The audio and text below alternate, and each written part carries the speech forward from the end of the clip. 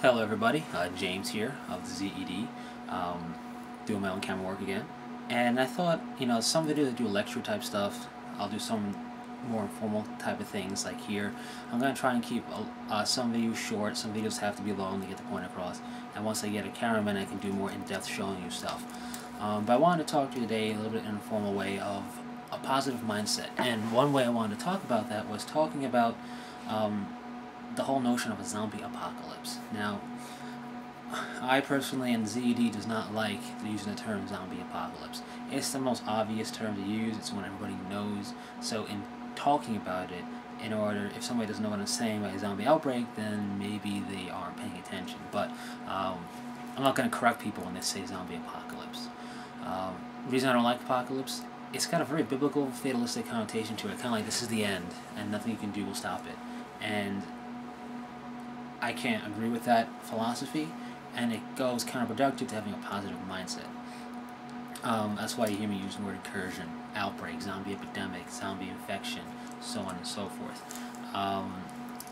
So, really, that is one part of being positive, not looking at it in such a fatalistic mindset. And being positive is the main point of this video.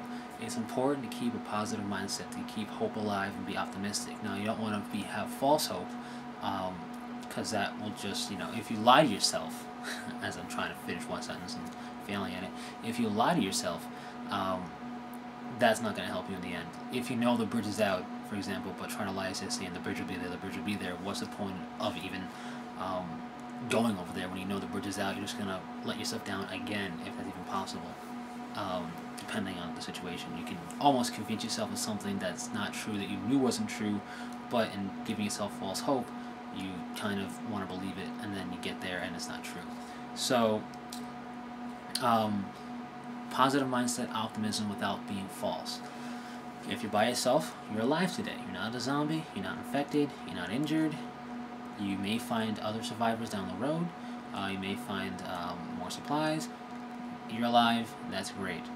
You're with a group, of people, you have people you can talk to, depending on where you are, at a low level, or if you're a little bit more enclosed, you can talk a little bit higher. So on and so forth, maybe with some family, maybe with friends. If you're total strangers, then maybe it's an opportunity to try and meet, you're meeting new people. Yeah, you kind of have to there. An opportunity to grow and close and connect with people. Maybe there'll be more supplies down the road. Maybe there'll be some type of safe haven you can use that's there, easy to defend or whatever for the night or for a longer time. You just got to keep that hope alive.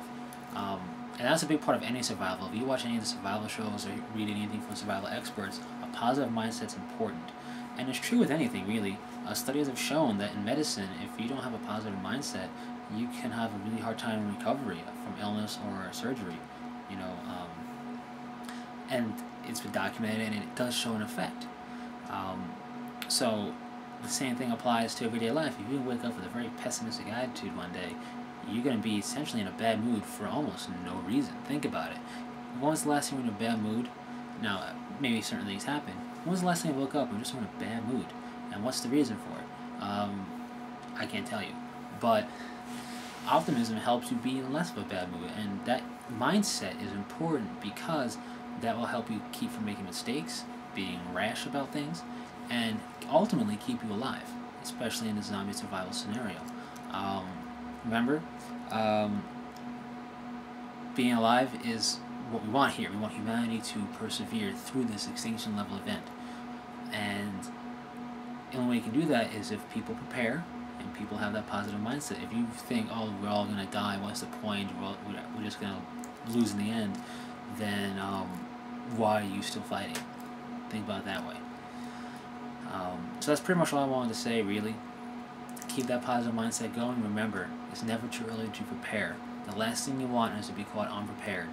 And the last thing I want is for anybody to be caught unprepared for anything. And it goes just like preparing for any natural disaster where you live could happen. If you live in a typhoon area, hurricane area, tornado area, earthquake, whatever it is, chances are you're going to be prepared for that.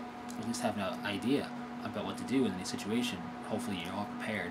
And this is no different. This is an event that can happen anywhere. So prepare, and be optimistic. That's pretty much all I have to say. So until next time, be safe and take care.